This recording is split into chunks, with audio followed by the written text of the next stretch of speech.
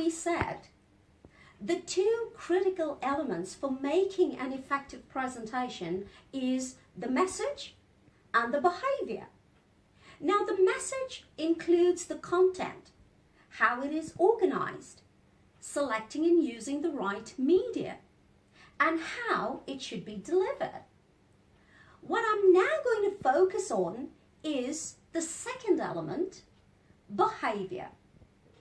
In order to accept the information being offered, your audience must first accept you.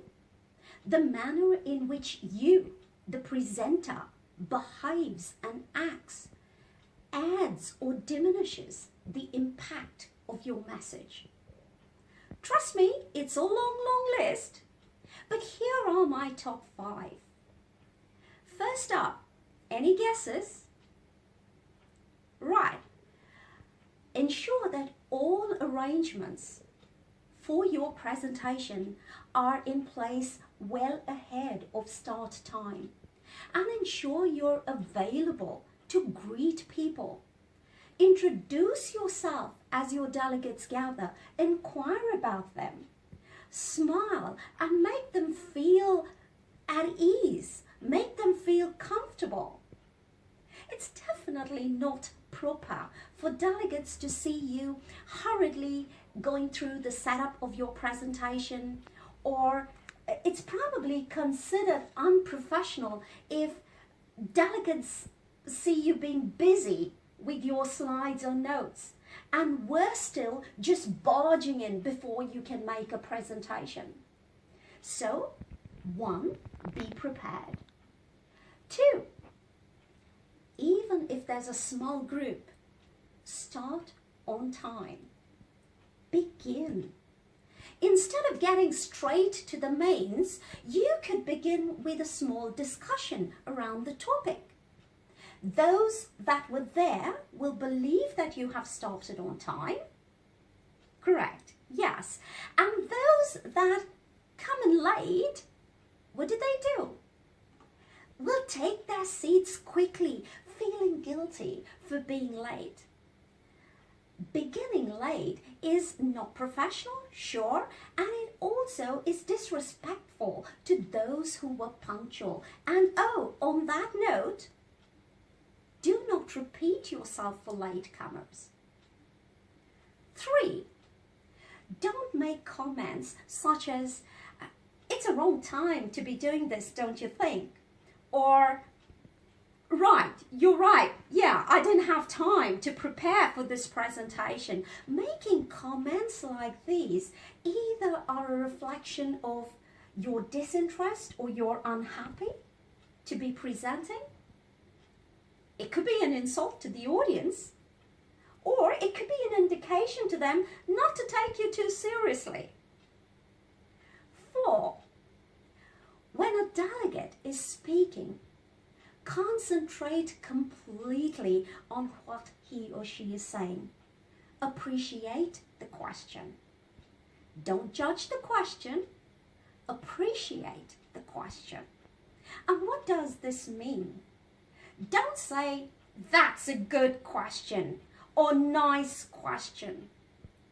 Instead, try something like, I appreciate that thought, or thank you for that perspective. You know, taking a few seconds to think or to show that you have reflected upon the question before responding, even if you could have answered it right away, will show respect for your audience.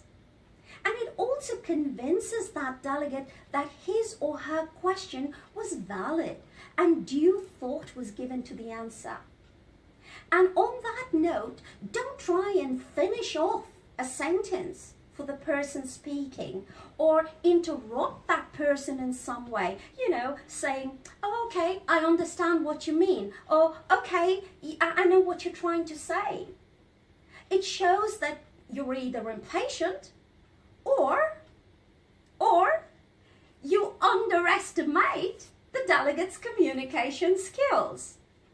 And yeah, while I've said you ought to concentrate completely on what a delegate is saying by maintaining eye contact, there's something you must do. When you're responding, ensure that you have encompassed all the delegates while you do that. And 5, never look at your wristwatch or draw the audience's attention to the time. Instead, position a timepiece somewhere discreet where you can glance at the time, or think of another way, probably asking a colleague to sit in at the back of the room and signpost you. Always ensure you finish on time, even if it means leaving something out. Do not plead with your audience, "Please bear with me for a few minutes." Remember something, common courtesy prevents people from actually walking out, but they may have already walked out in their mind. And here's a bonus. Listen. Never, ever end your presentation with a Q&A. You heard me? I can see some raised eyebrows there. Let me tell you why.